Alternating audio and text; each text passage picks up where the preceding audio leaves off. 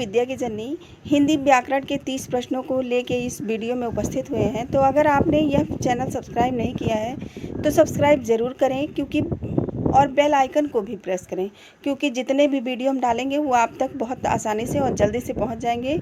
और अगर आपने यह चैनल सब्सक्राइब नहीं किया है तो सब्सक्राइब ज़रूर करें। और बहुत सारे वीडियो बन चुके हैं, उसको प्लेलिस्ट में जाके देख सकते हैं। तो चलिए अपने हिंदी व्याकरण के प्रश्नों को फटाफट रिवीजन करते हैं। नंबर 1 प्रश्न है, वर्णमाला किसे कहते हैं? बिल्कुल हम शून्य से शिखर तक चलेंगे। तो पहला क्वेश्चन है, वर्णमाला किसे कहते हैं? तो वर्णमाला से ही हम शुरुआत अपनी करते हैं इस वीडियो में। तो वर्णमाला वर्णों के जो क्रमबद्ध समूह को हम क्या कहते हैं? वर्णों के क्रमबद्ध समूह को वर्णमाला कहते हैं। वर्णमाला किसे कहते हैं? वर्णों के क्रमबद्ध समूह को हम वर्णमाला कहते हैं। नेक्स्ट प्रश्न की तरफ चलते हैं। उच्चारण के आधार पर वर्णों को कितने भागों में बांटा गया है? उच्चारण के आधार पर वर्णों को कितने भागों में बांटा गया है? तो ध्यान से सुनिए।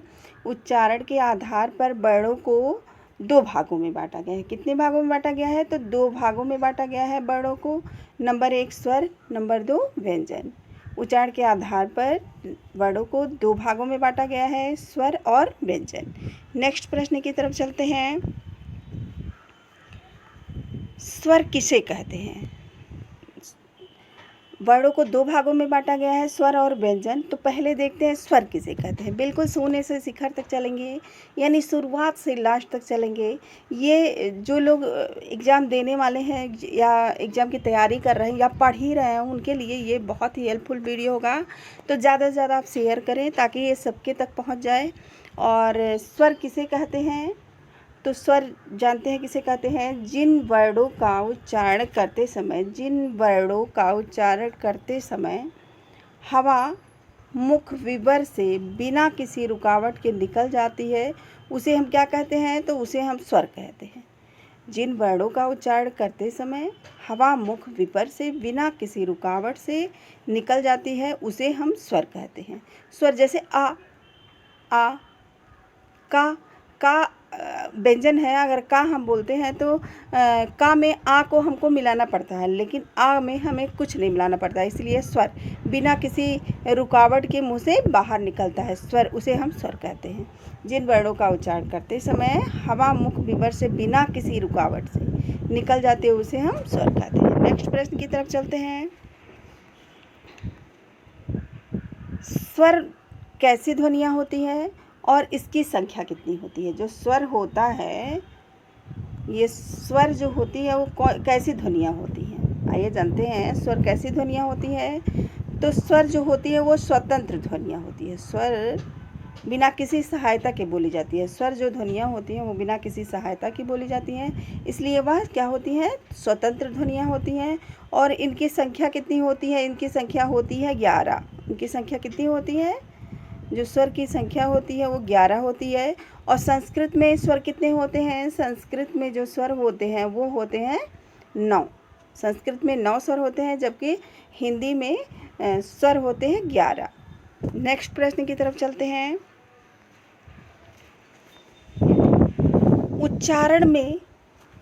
उच्चारण में लगे समय के आधार पर कितने प्रकार के होते हैं? ये जो स्वर है वो कितने प्रकार के होते हैं? उच्चारण में लगे समय के आधार पर स्वर कितने प्रकार के होते हैं? तो आइए जानते हैं उसको। उच्चारण में लगे समय के आधार पर स्वर कितने प्रकार के होते हैं? तो 3 प्रकार के होते हैं। वह 3 प्रकार कौन कौन से हैं? आगे देखते हैं। उच्चारण में लगे जो समय के आधार पर स्वर होते हैं वो कितने प्रकार के होते हैं? तो वह 3 प्रकार के होते हैं। ह्रस्व स्वर, दीर्घ स्वर और प्लुत स्वर।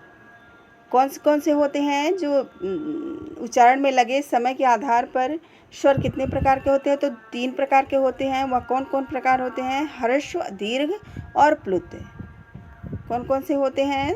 आइए बताते हैं। ह्रस्व, दीर्घ और प्लुत।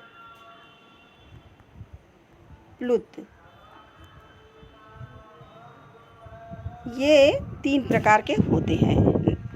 अब जानते हैं ये कि ह्रस्व स्वर किसे कहते हैं? तो ह्रस्व स्वर किसे कहते हैं इसको जानते हैं। तो जिन स्वरों के उच्चारण में कम से कम समय लगता है, कम से कम समय लगता है, वो उसे हम ह्रस्व स्वर कहते हैं। जिन स्वरों के उच्चारण में कम से कम समय लगता है उसे हम क्या कहते हैं? तो ह्रस्व स्वर कहते हैं। जैसे आ, ई, बड़ी ई, री। आ, ई, री, इसमें कम समय लगता है, इसे हम ह्रस्व स्वर कहते हैं। नेक्स्ट प्रश्न की तरफ चलते हैं। दीर्घ स्वर किसे कहते हैं? तो जिन स्वरों के उच्चारण में ह्रस्व से 2 गुना समय लगता है उसे हम दीर्घ स्वर कहते हैं। क्या कहते हैं? उसे हम दीर्घ स्वर कहते हैं। जो ह्रस्व से 2 गुना समय लगता है उसे हम दीर्घ स्वर कहते हैं। दीर्घ स्वर कौन कौन से हैं? दीर्घ स्वर जो होते हैं वो 7 स्वर होते हैं, 7 होते हैं। जो दीर्घ स्वर होते हैं वो 7 होते हैं। बड़ा आ, बड़ी ई, ऊ, ए, ऐ, ओ, औ, ये 7 दीर्घ स्वर हैं। फिर से देखिए, जिन स्वरों के उच्चारण में ह्रस्व से 2 गुना समय लगता है उसे हम दीर्घ स्वर कहते हैं। आ, बड़ी ई, बड़ा ऊ, ए, ऐ, ओ, औ, ये 7 दीर्घ स्वर हैं।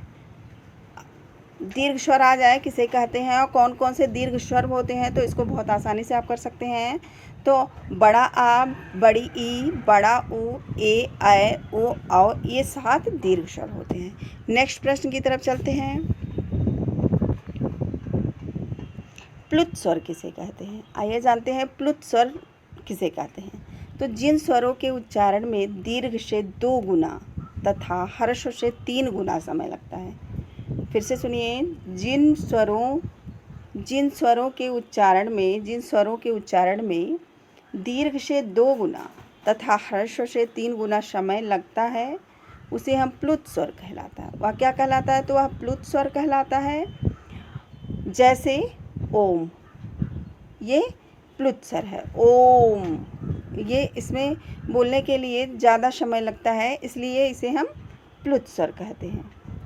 नेक्स्ट प्रश्न की तरफ चलते हैं। स्थान के आधार पर स्वरों के कितने भेद होते हैं? स्थान के आधार पर स्वरों के कितने भेद होते हैं? तो स्थान के आधार पर स्वरों के जो भेद होते हैं वो होते हैं 2 भेद। स्वरों जो स्थान के आधार पर भेद होते हैं वो कितने होते हैं? तो 2 भेद होते हैं। स्थान के आधार पर स्वरों के 2 भेद होते हैं। नंबर 1 अनुनासिक, नंबर 2 निरनुनासिक। एक अनुनासिक होता है और दूसरा निरनुनासिक होता है। नेक्स्ट, ये स्थान के आधार पर स्वरों के भेद हैं।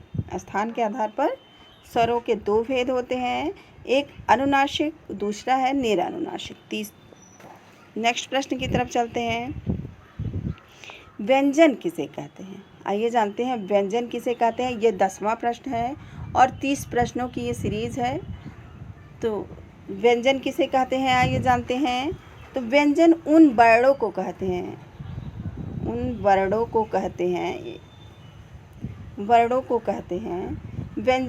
वर्णों को कहते हैं जिनका उच्चारण स्वर की सहायता से होता है। जिनका उच्चारण क्या होता है?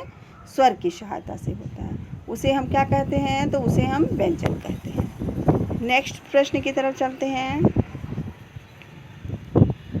स्पर्श व्यंजन कहलाते हैं। स्पर्श व्यंजन किसे कहते हैं? तो का से लेके माँ तक के सभी जो 25 वर्ड, का से लेके माँ तक के कितने वर्ड होते हैं? तो 25 वर्ड होते हैं और इसे हम स्पर्श व्यंजन भी कहते हैं। तो स्पर्श व्यंजन कहलाते हैं। अगर पूछ लिया जाए कि स्पर्श व्यंजन किसे कहते हैं, तो का से लेके माँ तक के सभी 25 वर्ड स्पर्श व्यंजन कहलाते हैं। अगर पूछ भी लिया जाए कि कितने वर्ड होते हैं, तो 25 वर्ड होते हैं। और स्पर्श व्यंजन किसे कहते हैं? तो का से लेके माँ तक के सभी वर्डों को स्पर्श व्यंजन कहते हैं। नेक्स्ट प्रश्न की तरफ चलते हैं। संधि शब्द का शाब्दिक अर्थ क्या है? संधि का शाब्दिक अर्थ क्या है? तो संधि शब्द का जो शाब्दिक अर्थ होता है वह होता है मेल या जोड़। संधि का जो शब्द का शाब्दिक अर्थ होता है वह होता है मेल या जोड़ना, किसी चीज़ को के किसी चीज़ का मेल करना, किसी शब्दों का मेल करना और जोड़ना, यह संधि शब्द का शाब्दिक अर्थ है। नेक्स्ट प्रश्न की तरफ चलते हैं। नेक्स्ट और 13वां प्रश्न है, संधि किसे कहते हैं? तो संधि किसे का आइए जानते हैं, संधि किसे कहते हैं? तो वर्णों के मेल को या जोड़ को, आगे पढ़ चुके हैं, मेल या जोड़ को संधि कहते हैं। तो वर्णों के मेल या जोड़ को संधि कहते हैं। क्या कहते हैं? वर्णों के मेल को संधि या जोड़ कहते हैं। नेक्स्ट प्रश्न की तरफ चलते हैं। संधि कितने प्रकार की होती है? संधि कितने प्रकार की होती है? तो संधि 3 प्रकार की होती है। संधि कितने प्रकार की होती है? तो संधि 3 प्रकार की होती है। नंबर 1 स्वर संधि, नंबर 2 व्यंजन संधि, नंबर 3 विसर्ग संधि। स्वर संधि, व्यंजन संधि और विसर्ग संधि। संधि ये 3 प्रकार की होती है, स्वर संधि, व्यंजन संधि और विसर्ग संधि। नेक्स्ट प्रश्न की तरफ चलते हैं, फटाफट रिवीजन करेंगे। विराम का क्या अर्थ होता है? आइए जानते हैं विराम का क्या अर्थ होता है। यही छोटे छोटे प्रश्न हमसे किसी भी एग्ज़ाम में गलत हो जाते हैं, और इन्हीं ये जो सारे छोटे प्रश्न हैं, इसी से स्कोर बनता है। इसलिए आप बहुत ध्यान से सारे प्रश्नों को सुनेंगे और ये आपके लिए बहुत ही हेल्पफुल होगा। तो विराम का क्या अर्थ होता है? विराम का जो अर्थ होता है रुकना या ठहरना। विराम का अर्थ होता है रुकना या ठहरना। नेक्स्ट प्रश्न की तरफ चलते हैं। हिंदी में वचन कितने होते हैं? हिंदी में वचन 2 होते हैं, एक वचन और बहुवचन। हिंदी में जो वचन होते हैं वो एक वचन और बहुवचन होते हैं, जबकि संस्कृत में एक वचन होता है और द्विवचन होता है, उसके बाद बहुवचन होता है।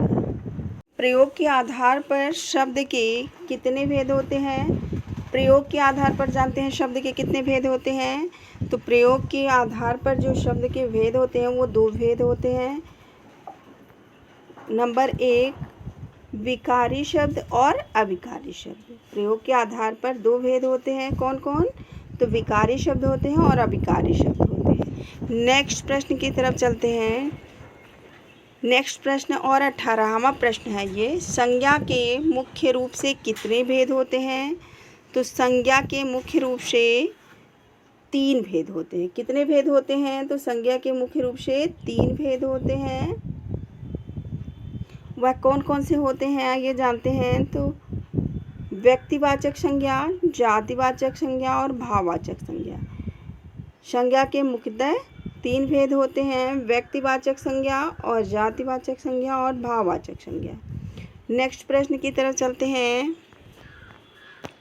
जातिवाचक संज्ञा के कितने भेद होते हैं? तो जो जातिवाचक संज्ञा है उसके 2 भेद होते हैं। कौन कौन से? तो द्रव्यवाचक संज्ञा और समूहवाचक संज्ञा। जातिवाचक संज्ञा के कितने भेद होते हैं? तो 2 भेद होते हैं, द्रव्यवाचक संज्ञा और समूहवाचक संज्ञा। ये जातिवाचक संज्ञा के 2 भेद होते हैं। नेक्स्ट प्रश्न की तरफ चलते हैं। 20वां प्रश्न है, वचन किसे कहते हैं? व्याकरण के बहुत ही महत्वपूर्ण प्रश्नों को चुन के लाए हैं इस वीडियो में, तो पूरा ज़रूर देखिए, अंत तक देखिए। अगर आपको अच्छा लगे तो लाइक, शेयर और सब्सक्राइब ज़रूर करें, ज़्यादा से ज़्यादा शेयर करें। चलिए जानते हैं वचन किसे कहते हैं। वचन किसे कहते हैं? तो शब्द के जिस रूप से एक या अनेक होने का ज्ञान हो उसे हम क्या कहते हैं? तो वचन कहते हैं। ये चाहे वचन कहते हैं। शब्द के जिस रूप से एक या अनेक होने का ज्ञान हो उसे हम क्या कहते हैं? तो उसे हम वचन कहते हैं। टाइपिंग में मिस्टेक हो गया है, जा लिखा गया है, तो ये चा है। वचन किसे कहते हैं? तो शब्द के जिस रूप से एक या अनेक होने का ज्ञान हो उसे हम क्या कहते हैं? उसे हम वचन कहते हैं। नेक्स्ट प्रश्न की तरफ चलते हैं। पद कहलाते हैं। पद किसे कहते हैं? आइए जानते हैं। 21वां प्रश्न है कि पद किसे कहते हैं या पद कहलाते हैं। पद कौन कहलाते हैं? तो वाक्य में प्रयुक्त शब्द ही क्या कहलाते हैं? पद कहलाते हैं। ये छोटे छोटे प्रश्न पूछ लिए जाते हैं किसी भी कंपटीशन एग्जाम में, और गलत हो जाते हैं। तो आप एक एक प्रश्नों को बहुत ध्यान से पढ़ेंगे तो कभी गलत नहीं होगा। तो पद किसे कहते हैं? पद कहलाते हैं कौन? तो वाक्य में जो प्रयुक्त शब्द ही क्या कहलाते हैं? पद कहलाते हैं। नेक्स्ट प्रश्न की तरफ चलते हैं। विराम चिन्ह कहा जाता है। विराम चिन्ह किसे कहा जाता है? तो आइए जानते हैं। लिखित भाषा में जो प्रयुक्त किए जाने वाले लिखित चिन्हों या संकेतों को विराम चिन्ह कहा जाता है। फिर से देखिए, लिखित भाषा में प्रयुक्त किए जाने वाले लिखित चिन्हों या संकेतों को विराम चिन्ह कहा जाता है। क्या कहा जाता है? विराम चिन्ह कहा जाता है। नेक्स्ट प्रश्न की तरफ चलते हैं। विकारी शब्द कहलाते हैं। विकारी शब्द कौन कहलाते हैं? तो जिन शब्दों के प्रयोग के अनुसार कुछ परिवर्तन उत्पन्न होता है। जिन शब्दों में प्रयोग के अनुसार कुछ परिवर्तन उत्पन्न होता है वह विकारी शब्द कहलाते हैं। अब कौन से विकारी शब्द होते हैं? जैसे बुढ़ापा, सोना, जागना, दौड़ना, तू, मैं आदि, यह सब क्या हैं? यह विकारी शब्द हैं। नेक्स्ट प्रश्न की तरफ चलते हैं।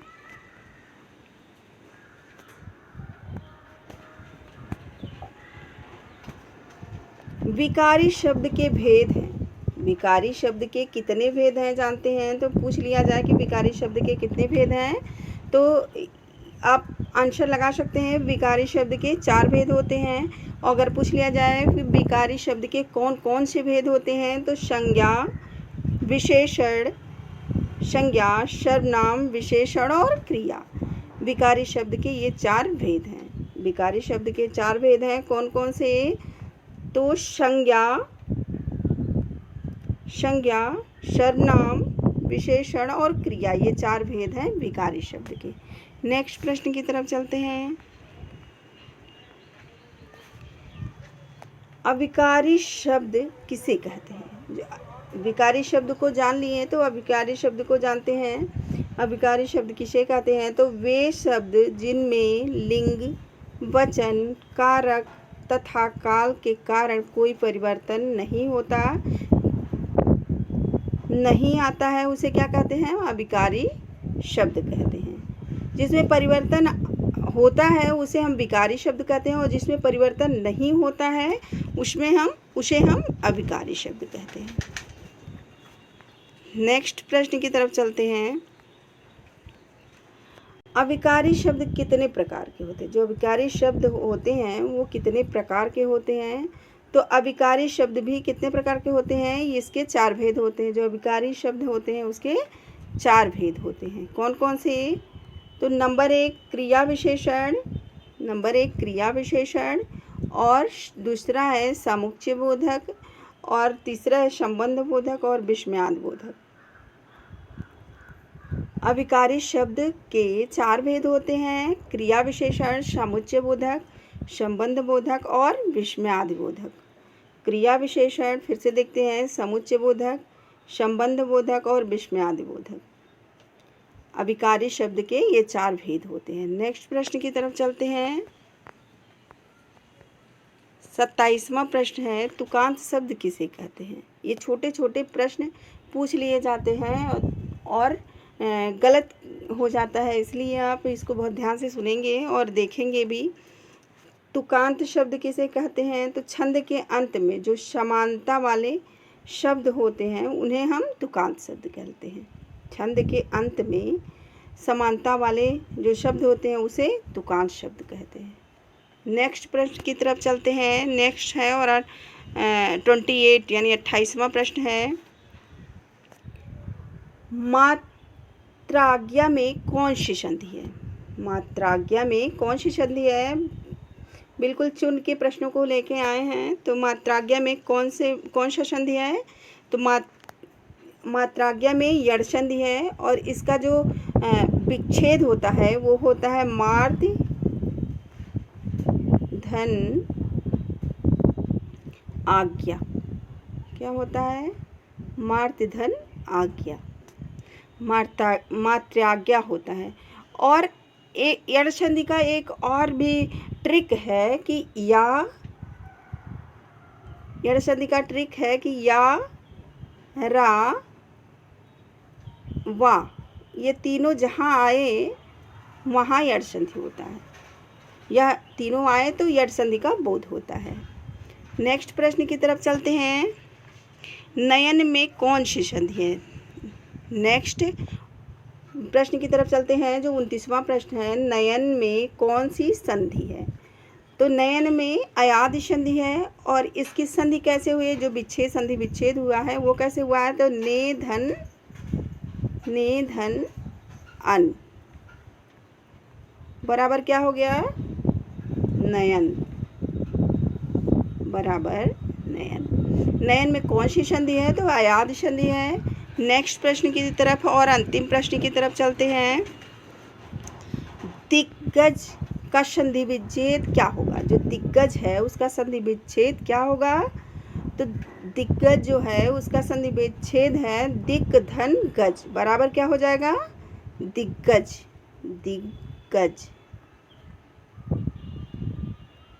फ्रेंड्स कमेंट करके आप बताएंगे कि दिग्गज में कौन सी संधि है। और अगर आपको यह वीडियो अच्छा लगे तो लाइक शेयर और सब्सक्राइब ज़रूर करिएगा। और मिलते हैं नेक्स्ट वीडियो में। और आप पूरा देखें इसलिए आपका बहुत बहुत धन्यवाद।